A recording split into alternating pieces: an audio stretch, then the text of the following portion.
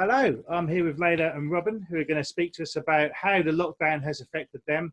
A lot of you may know them in and around Ipswich for karaoke and promotions, music in general. There's a lot more to them than that as well. So do you just want to introduce yourselves and let people know what you were doing before the lockdown?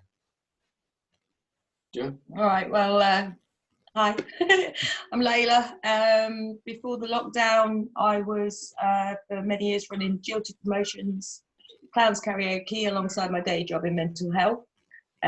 Recently, started to purchase what was KC's in Ipswich, just completed on the 28th of February and closed the doors the third week in March.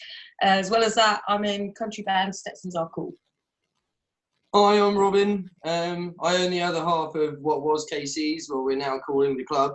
And yeah, we were open for 3 weeks for an absolute banger, and then just shut because the plague happened.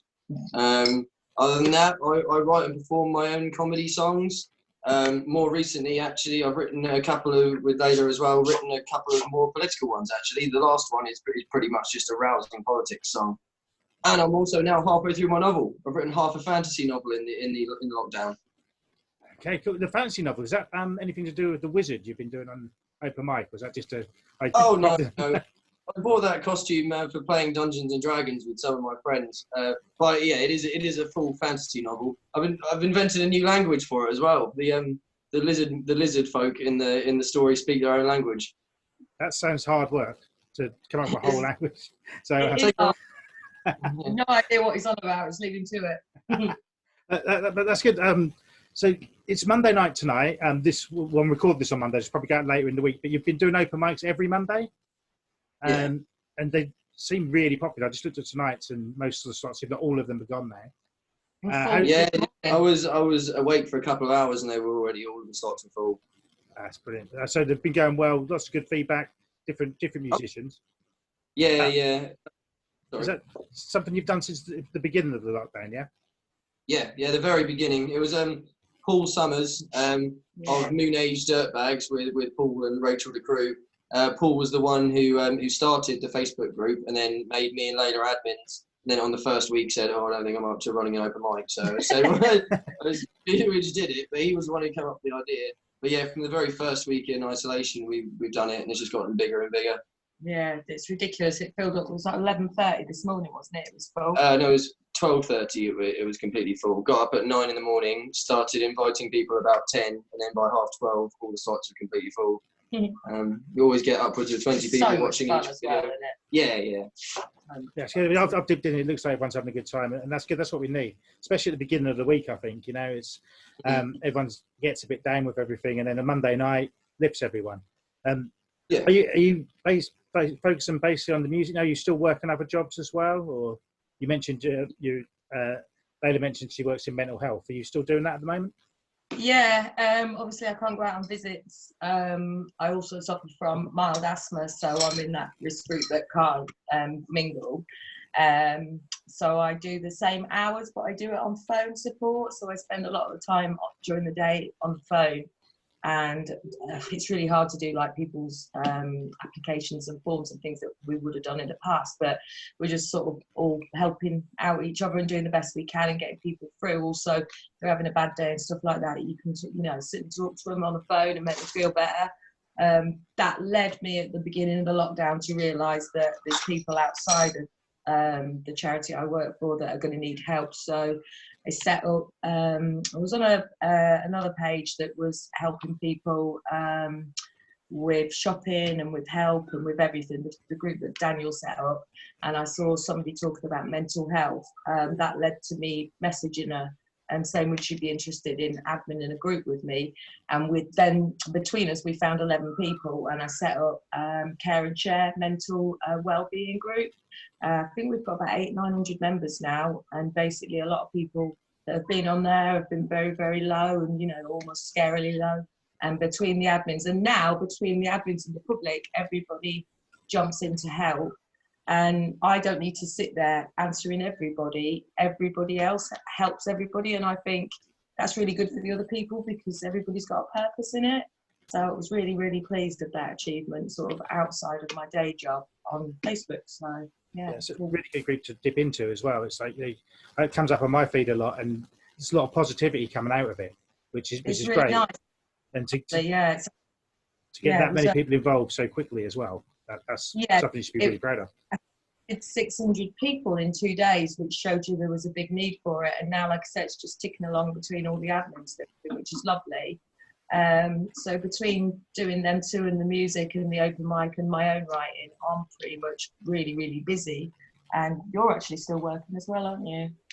Yeah, I got really lucky because I work for LV in an office, my usual 9 to 5, and the work can be done from home. So there's a lot of people in the company who've got laptops early, and I'm still on the waiting list to get a laptop, but I'm lucky because the company's still paying me. So I've just stayed at home and I'm waiting for the laptop to arrive to do it. I'm still on the same pay as I was. So it's time to focus on the novel then, yeah? Oh, yeah. So that's really good. Any other positive stuff? I mean, the stuff you've done seems great, but have you seen anything else come out of this that so I'm looking for sort of feel-good stories about it, really, which you guys are doing. A lot of people seem to get down, especially, well, this week is Mental Health Awareness Week as well, and I think there might be a rise in people actually coming forward to talk about problems this week, which is good. But is there anything else you've seen, especially locally?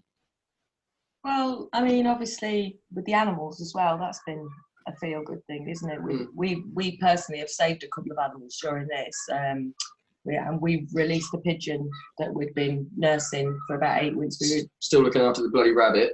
We released the pigeon at the beginning of the lockdown, so that was beautiful watching him fly away, and that caused a lot of happiness on Facebook and people seeing him go, rehabilitated and go. And then I took in a hand feeding rabbit, tiny kit, which is now, he's about 7 weeks old, and I'm hoping this week to take him to a little sanctuary and he could be released with some others.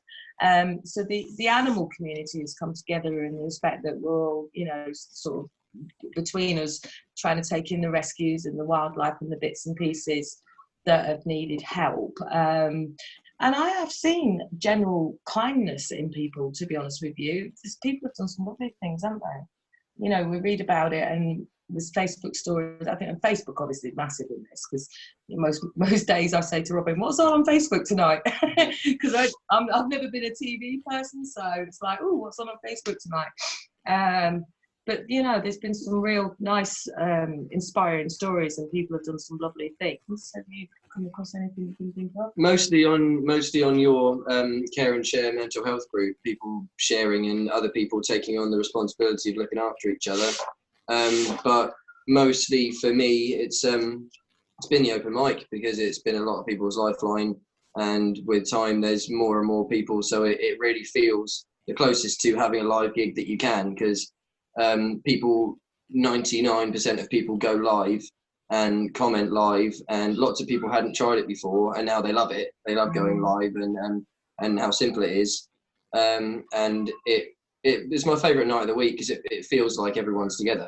Yeah, that's brilliant. The other good thing about the open mic is our festival people that we meet up with, and it should be this week, Bearded Theory. The people that we have quite a lot to do with when we're at the festival they're also on my open mic. Mm-hmm. So we get to hang out in things we're missing out on at the moment. They get trashed over a weekend though, so they're too nervous to perform on. they watch, but then they put their own performances on during the week, which we watch, and we all support each other. Actually, I have to say, people coming together, I've spoken to people since this lockdown that I hadn't spoken to for ages, just due to being too busy. Since my friend was stranded on a cruise ship for 6-7 weeks, he's finally got home. It was on ITV News last week. But me and him had loads of chats, and we were stranded just outside of Australia. And you've also come together with some friends that you haven't seen for ages to play, I don't know what it's called, some crazy game that involves probably visitors and things. But. Yeah, well, no, lots of things, because Johnny Tristram, aka ITV News guy, he did one set on the open mic. I've got a friend called Alex from uni who I hadn't seen for a long time, who he plays a clown character. He is Orc the Clown. Also, my friend Toucan, who I hadn't seen in ages, has taken up ventriloquism and does does hilarious stuff on the open mic. And yeah, gaming a bit. me and Simon have come to. But it's things you haven't had time to do before. Yeah. Like things that we just would always intend on doing, you know what I mean? Yeah. And you just don't get around to it, do you? You're just too busy. I mean, that's really good. People are sort of being a bit more creative, I think.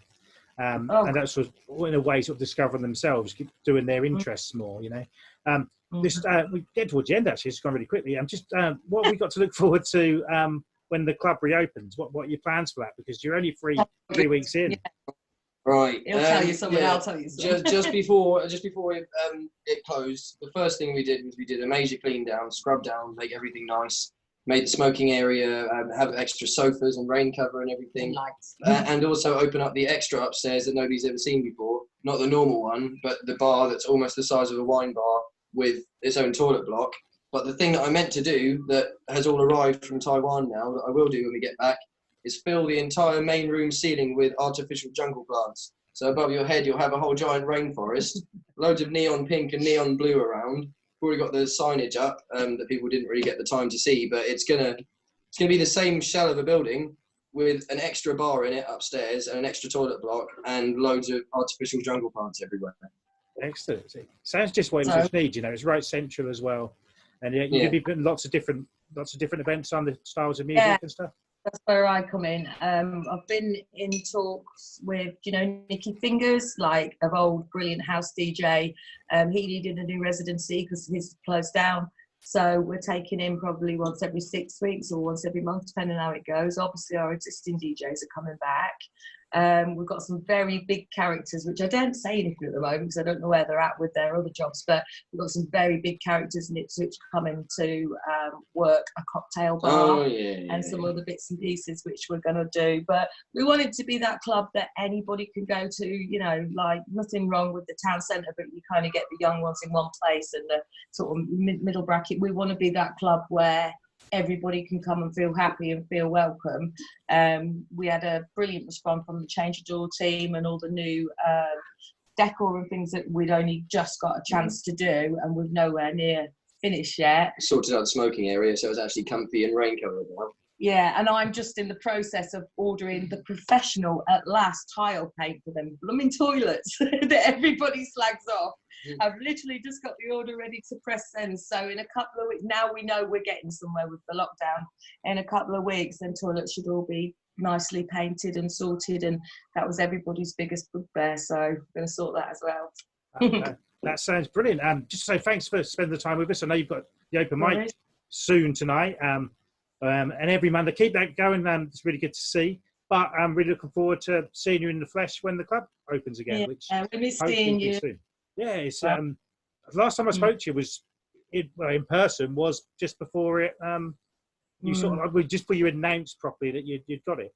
It was at an event I'd put on, and you was like, "I've got to tell you something," and then that's really cool. And it's one of those that I think the fact that you had opened, the enthusiasm started a bit, and now people are itching almost a bit more than if you hadn't already opened. Do you see what I mean? Because they've had a sniff of it, so to speak. So they're ready, and you'll certainly see me down there after my shift. Needing a drink and to join the fun. So definitely drink with us at the bar. We'll love that. Excellent. Thanks a lot, and we'll all be hearing from you soon. Cheers.